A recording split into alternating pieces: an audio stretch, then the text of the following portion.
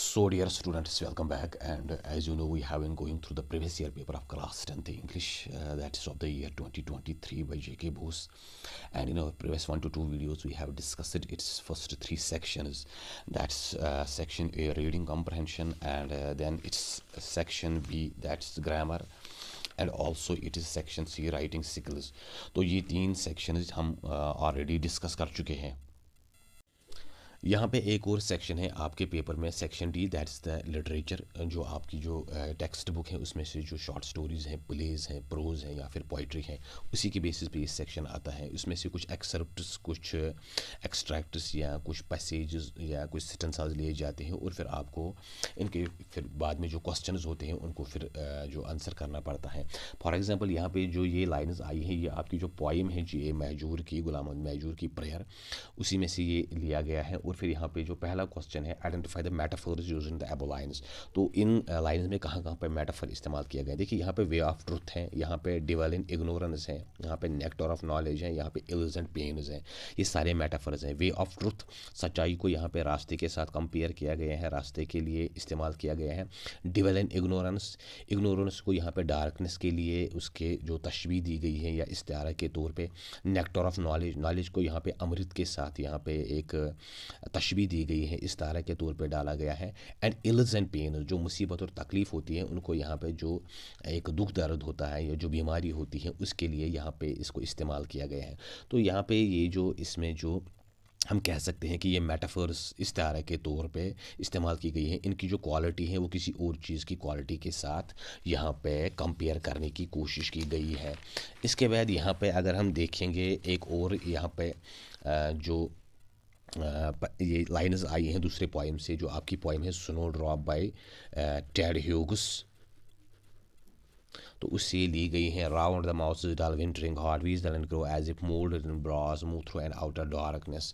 तो यहाँ पे वीजल एंड क्रो जो है इफ मोल्ड इन ब्रास, जैसे वो पीतल के बने हुए हैं, जब वो मूवमेंट नहीं कर पाते. एक्सप्लेन ब्रीफली, आपको इसकी एक्सप्लेनेशन देनी है. ये आप अपने टीचर से देख लोगे कि इसका मीनिंग क्या है. यहाँ पे जो वीजल और क्रो हैं उनको क्यों कहा गया है ये मोल्ड इन ब्रास, जैसे ये पीतल के बने हुए हैं, जैसे बेजान से हैं, क्योंकि सर्दी की वजह से ये मूवमेंट नहीं कर पाते. Then there is I look again at her worn pale as a late winter's moon.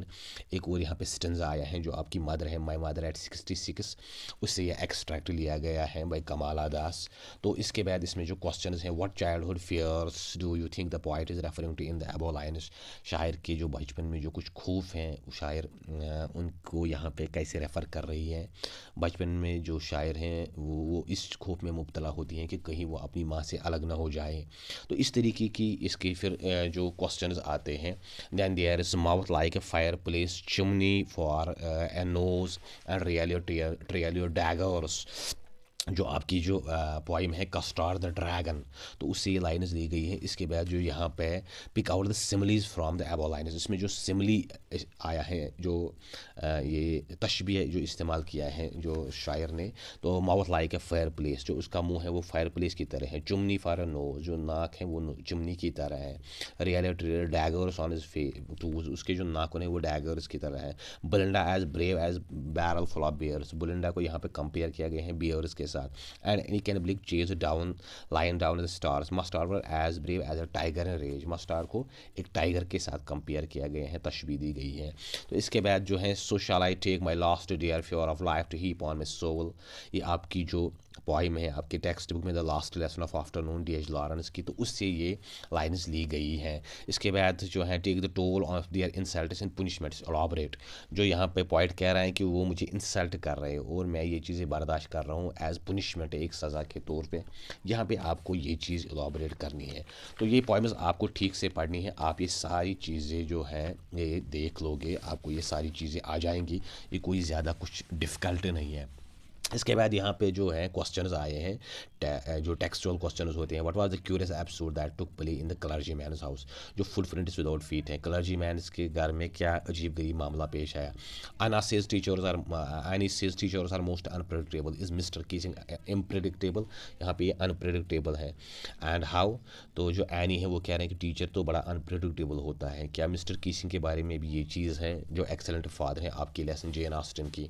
इसके बाद जो है पहला क्वेश्चन जो आया है फुटप्रिंट इज विदाउट फीट से बाय एच जी वेल्स, तो इस तरीके से I never want this to happen again. ये आपकी जो पापा चीज़ मौत है अरुंधति राय, जो ये बेटा है अपने बाप से कह रहा है कि कभी भी मेरी माँ को मारना मत। What condition does Shylock put forth if the debt is not paid in time. Merchant of Venice जो आपका प्ले है शेक्सपियर का, उससे एक क्वेश्चन आया है शाइलॉक ने क्या कंडीशन रखी थी अगर वो जो एंटोनियो डेट क्लियर नहीं कर पाता। Wise may 10 autumn day in south Africa, जो 10 मई का दिन है वो साउथ अफ्रीका में क्यों ऑटम डे है, तो यहाँ पे ये तो एक सिंबॉलिक तौर पे यहाँ पे ये लिया गया है May 10, क्योंकि उस दिन वो आज़ाद हुए थे, एक नई कॉन्स्टिट्यूशन बनाई गई थी, एक डेमोक्रेसी की जीत थी। Long Walk to Freedom by Nelson Mandela, उससे लिया गया है। Why does Mrs Bennet think that Mrs Long is selfish. Mrs Bennet को क्यों लग रहा है कि मिसेस लॉन्ग सेल्फिश हैं, जो आपके एक्सेलेंट फादर हैं लेसन, उससे लिया गया है। इसके बाद यहाँ पे जो है give a detail description of second quarrel in the play proposal, या आपका जो एक कैरेक्टर स्केच भी आपके एग्जाम में आता है, इस तरीके की क्वेश्चंस भी आता है। Discuss the theme of the play the proposal, जो प्रपोजल है एंटोन चेखव का, उसका थीम आपको लिखना है, या जो जो लेसन को वो शुरू में ही बताता है राइटर जो है। और फिर यहाँ पे जो दूसरी जो लड़ाई हुई इस प्ले क्वारल में, इस प्ले द प्रपोजल में, वो क्या थी, that means that was about the सिकीज एंड गेस्ट, जो वो कुत्तों के बारे में आपस में लड़ रहे थे कि किसका कुत्ता ज़्यादा बेहतर है।